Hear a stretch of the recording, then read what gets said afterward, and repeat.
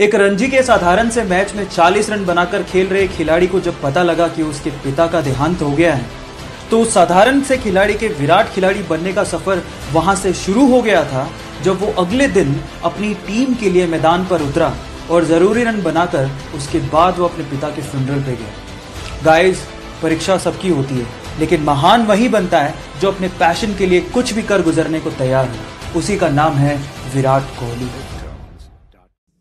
2004 के ओलंपिक में जब वो रेसिंग ट्रैक पे उतरा तो उसके देश को एक मेडल की उम्मीद कम से कम उससे जरूर थी, लेकिन जंक फूड ज्यादा खाने की वजह से और अपनी छोटी छोटी गलतियों की वजह से वो सेकंड लास्ट ही आ पाया। लेकिन उसने हार नहीं मानी, अपनी गलतियों पे काम किया और 2011 और 2015 के ओलंपिक्स में 8 गोल्ड मेडल जीत के सारी कसर निकाल दी। जी हाँ, मैं बात कर रहा हूँ उसैन बोल्ट की। एक इंटरेस्टिंग फैक्ट बताता हूँ, पिछले 3 ओलंपिक में उसैन बोल्ट सिर्फ 115 सेकंड ही भागे और 115 सेकंड के लिए उन्हें 119 मिलियन डॉलर्स मिले, यानी कि हर एक सेकंड के लिए अप्रोक्सीमेटली $1 मिलियन। वो कहते हैं ना गाइस, डू वर्क हार्ड, क्योंकि एक ना एक दिन ये हार्ड वर्क आपको जरूर पे करेगा। अपने स्ट्रगल के दिनों में वो पेन से अपने ही जूतों पर एडिडास लिखा करती थी।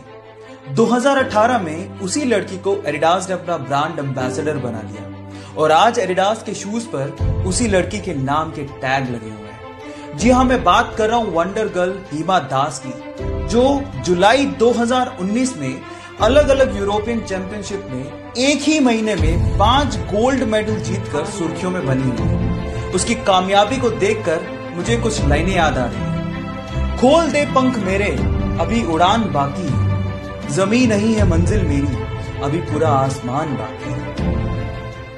डॉक्टर्स ने उसे 15 साल की उम्र में उसकी हार्ट प्रॉब्लम्स को देखते हुए कहा कि या तो वो फुटबॉल खेलना छोड़ दे या फिर वो डिफिकल्ट हार्ट सर्जरी करवाए जिसमें उसकी जान जाने का खतरा हो सकता है। फुटबॉल खेलने का जुनून इतना सवार था कि उसने वो हार्ट सर्जरी करवाई। अपने इसी फुटबॉल के जुनून के चलते ये माली का बेटा आज विश्व का सबसे महंगा फुटबॉल खिलाड़ी बना है। Yes, I am talking about Cristiano Ronaldo, जो सिर्फ फुटबॉल खेलकर 700 करोड़ रुपया सालाना कमाता है। क्या आप में है ऐसा जुनून? और अगर है तो जीत आपकी पक्की है।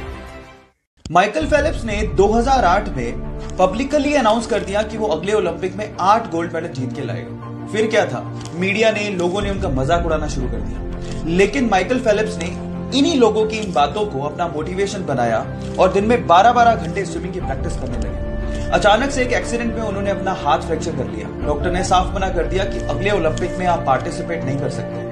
लेकिन इसके पागलपन के आगे मुसीबतें कुछ नहीं थी। उसने पैरों से स्विमिंग करनी शुरू कर दी और फाइनली फिर क्या था, अगले ओलंपिक में एक वर्ल्ड रिकॉर्ड के साथ टोटल 8 गोल्ड मेडल उसने जीते। इसी को कहते हैं, अगर आप जिद करते हो तो जीत आपकी पक्की है।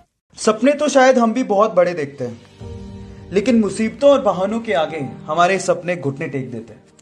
लेकिन एक वो लड़की थी जिसके सपनों के आगे मुसीबतों और बहानों ने घुटने टेक दिए। एक गरीब परिवार में पैदा हुई, बचपन उसका खेतों में काम करके निकला। 15 साल की उम्र में उसने सोचा कि वो बॉक्सिंग में अपना करियर बनाएगी। घर से कोई सपोर्ट नहीं था, ना ही ट्रेनिंग के लिए कोई सुविधाएं थी, लेकिन उसकी जिद के आगे सारी मुसीबतों ने घुटने टेक दिए। जी हाँ, मैं बात कर रहा हूं 6 times world amateur boxing champion, 5 times Asian women championship winner, Asian games 2014 gold medalist, Olympics 2012 bronze medalist, 2013 Padma Bhushan winner, 2003 Arjuna award winner and 2006 Padma Shri Mary Kom. So guys, believe in you, क्योंकि जिद है तो जीत पक्की।